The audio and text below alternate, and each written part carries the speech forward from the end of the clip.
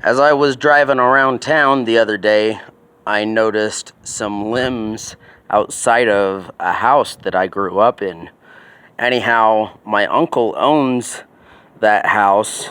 He did back when I lived there, and anyhow, I asked him if I could take some of those limbs, and he said yes. And so I've got that limb, the major limb, here with me. You know, you can see how big around it is. This is basswood, and this is some of the most prized wood in carving. It's mostly used for like little figurines or for duck decoys. Decoy carving it's real big for. But anyhow, this is American linden or basswood, or it's also called the honeybee tree because the flowers attract honeybees. Every part of this tree is edible, except for I wouldn't really eat the wood. The bark and the leaves can be made into a tea. The underbark can be used for cordage. That's what the Native Americans used it for. This is a piece of an example of how stringy this bark is. I couldn't get this piece to break off of a piece that was dangling off of it, so I had to cut it. Anyhow, it's a wonderful wood to work. It's very soft. It's very durable wood, and it's very light. And obviously it's a deciduous tree, but like it's better than carving pine, if you ask me. I prefer basswood over pine or any conifer for that matter. So it's just kind of cool because I grew up playing underneath this tree, and probably this exact limb, because this limb went over the sidewalk towards the house, and anyhow, you can see why it broke off. Is right here is where some rot had occurred, and the main part of the tree was coming up this way, so that caused a weak point, and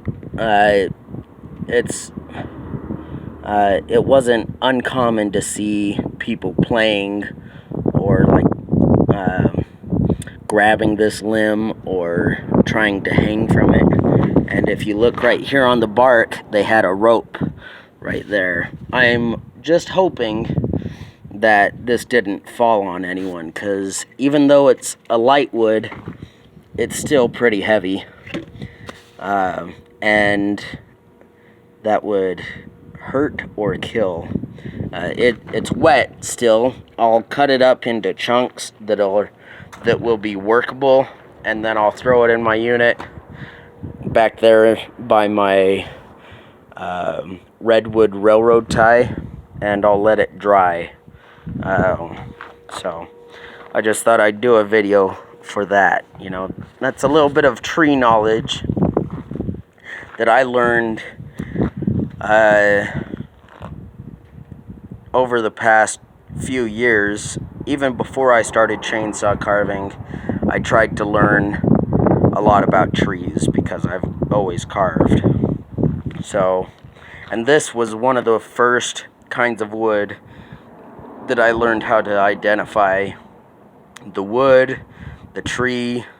You know, I can identify this tree by the way that the bark smells.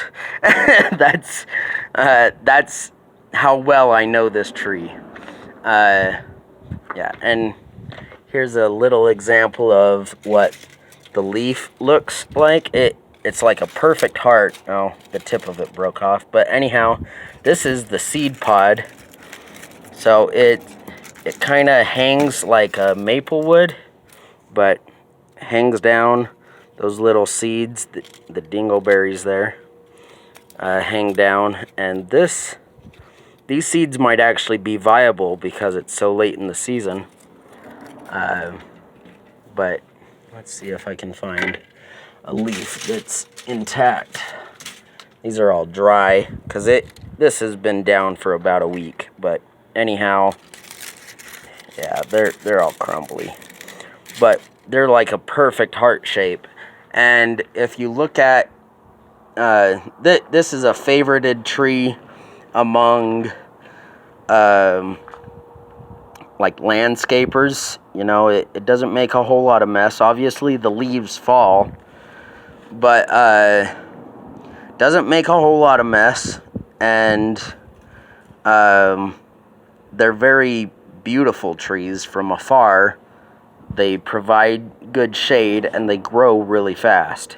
So there's those good aspects of it. But the young trees, they look almost like, perfectly look like the leaves, you know, just a upside down heart. So anyhow, and we have in front of my church lindens, American lindens, that are heart-shaped. So I'll have to film those some other time. But that's all for now. Thanks for looking. God bless.